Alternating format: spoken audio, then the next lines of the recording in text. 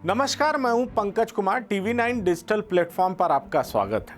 आज health class में बात करेंगे कि डेल्टा प्लस वेरिएंट, जी हां, इसकी चर्चा चारों तरफ हो रही है। इसको कैसे पहचाना जाए और इससे कैसे बचा जाए, ये बहुत बड़ी चुनौती है, क्योंकि कहा जा रहा है कि डेल्टा प्लस ही वो वेरिएंट है जिसकी वजह से तीसरी लहर, जी हां, कोरोना की तीसरी लहर आ सकती है। तो हमें और आपको इस वेरिएंट से कैसे बचना है? तो सबसे पहले हमें यह पता होना चाहिए कि इसको हम कैसे पहचानें। तो पहचानने का सबसे आसान तरीका है कि इनके लक्षणों पर अगर हम ध्यान डालेंगे, ध्यान रखेंगे, तो निश्चित तौर पर हम पहचान सकेंगे। वैसे आप पूछेंगे कि आखिरकार इनके लक्षण और सारे वेरिएंट से कैसे हैं? तो बहुत सारे लक्षण डेल्टा प्लस के भी वैसे ही हैं जैसे डेल्टा वेरिएंट, अल्फा और तमाम वेरिएंट के जो ओरिजिनल वेरिएंट हैं, जिनको वाइल्ड वेरिएंट भी कहा जाता है, उसके जैसे ही हैं। लेकिन कुछ लक्षण ऐसे हैं जो इस वेरिएंट में अलग जरूर देखे जा रहे हैं। अगर मैं आपको ये बताऊं, स्किन पर चकत्ते पड़ना, जी हाँ, स्किन पर रैशेस पड़ना, ये इसमें देखा जा रहा है। पैर की उंगलियों के रंग बदलना, ये जो टोज है उसके रंग बदलते हैं, नाखून के रंग बदलते हैं। जी हाँ, आप इस पे नज़र जरूर डालें, एहतियात बरतें, देखते रहें। अगर आपको थोड़ा भी कलर होता हुआ, डिस्कलर होता हुआ नज़र आता है, रंग परिवर्तित होता हुआ नज़र आता है, तो समझिए जरूर गड़बड़ है।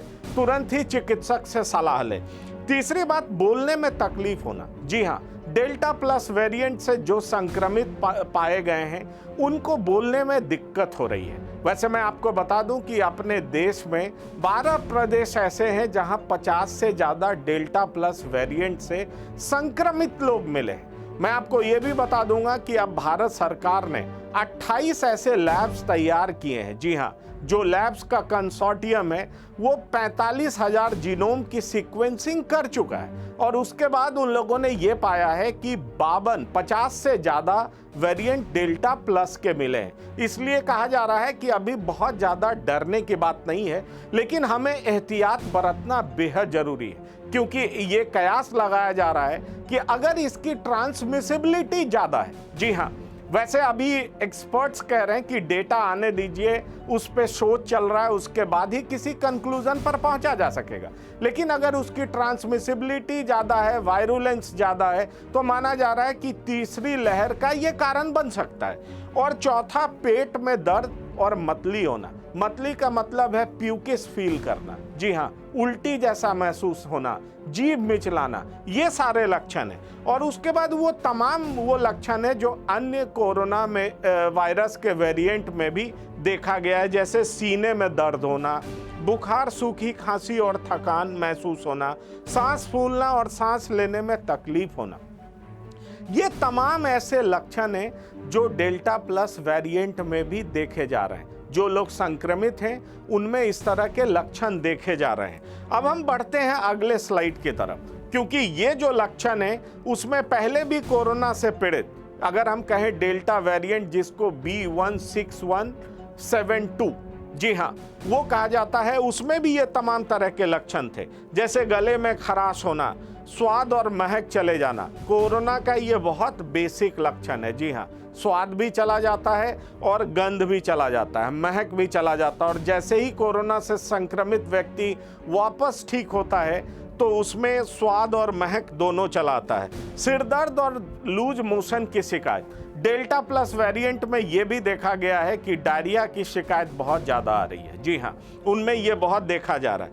अब मैं आपको बताऊंगा कि ये डेल्टा प्लस आया कहाँ से। तो डेल्टा जो मैंने आपको बताया B16172, उससे म्यूटेट होकर के डेल्टा प्लस आया है, और वैज्ञानिक ने इसका नाम दिया है AY1। मैं आपको ये बताना चाहूँगा कि B16172 में 2 म्यूटेशंस हुए हैं, एक AY1 है और दूसरा AY2 है।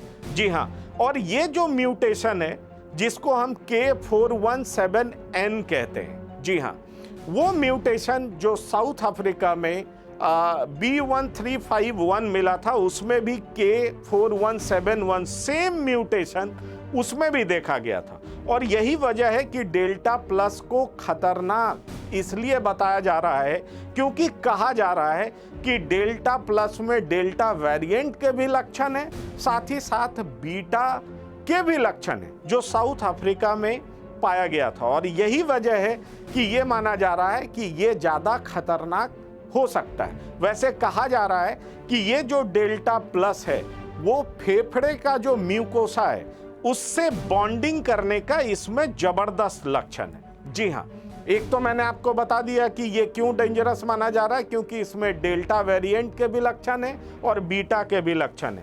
और साथ ही साथ ये माना जा रहा है कि फेफड़े की लाइनिंग म्यूकोसा से इसकी जोरदार बॉन्डिंग होती है, और ज़्यादा बॉन्डिंग होती है तो निश्चित तौर पर ट्रांसमिसिबिलिटी के चांसेस ज़्यादा हैं। और इसीलिए ये कहा जा रहा है कि ये ज़्यादा अगर ट्रांसमिसिबिलिटी ज़्यादा होता है तो ज़्यादा खतरनाक हो सकता है। लेकिन एक्सपर्ट्स, भारत सरकार के हवाले से कहा गया है कि ये बीमारी अभी भी लोकलाइज्ड है। 45,000 केसेस का जीनोम सीक्वेंसिंग हुआ है, जिसमें 50 से ही ज़्यादा डेल्टा प्लस वेरिएंट के मामले सामने आए हैं। तो निश्चित तौर पर सरकार इसको लेकर के बेहद अलर्ट है। और जिन जिन राज्यों में, अगर मैं बात करूं, पंजाब में सबसे ज़्यादा, महाराष्ट्र में, मध्य प्रदेश में, केरला में, इन तमाम जगहों पर डेल्टा वेरिएंट के कुछ केसेस मिले हैं, राजस्थान में।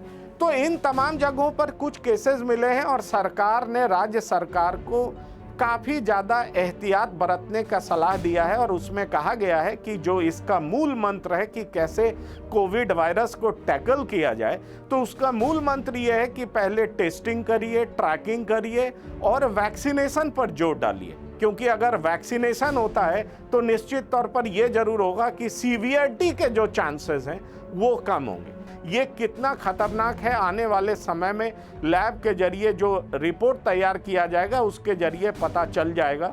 पर एक्सपर्ट्स इतना जरूर कहते हैं कि अगर हम कोविड एप्रोप्रिएट प्रोटोकॉल का पालन करते हैं और साथ ही साथ वैक्सीन के लिए आगे बढ़ते हैं तो निश्चित तौर पर तीसरी लहर को आने से हम रोक सकते हैं। क्योंकि एक्सपर्ट्स का ये मानना है कि जो सीरो पॉजिटिव सर्वे हुआ है उसमें बहुत सारे लोगों में एंटीबॉडी देखा गया और साथ ही साथ नेचुरल इन्फेक्शन से भी बहुत लोगों में एंटीबॉडी डेवलप कर चुका है। तो अगर हम ये सारे तमाम कोविड एप्रोप्रिएट प्रोटोकॉल का पालन करते हैं तो डेल्टा प्लस वेरिएंट से बच सकते हैं। तो ये था डेल्टा प्लस वेरिएंट के क्या खास लक्षण हैं, क्या अलग लक्षण हैं और उनसे बचने के उपाय क्या हैं। जाहिर तौर पर अगर हम लोग इससे बचने के उपाय पर ध्यान देंगे और इसका सख्ती से पालन करेंगे तो निश्चित तौर पर हम, हमारा समाज और हमारा देश इससे बच सकता है। धन्यवाद, नमस्कार।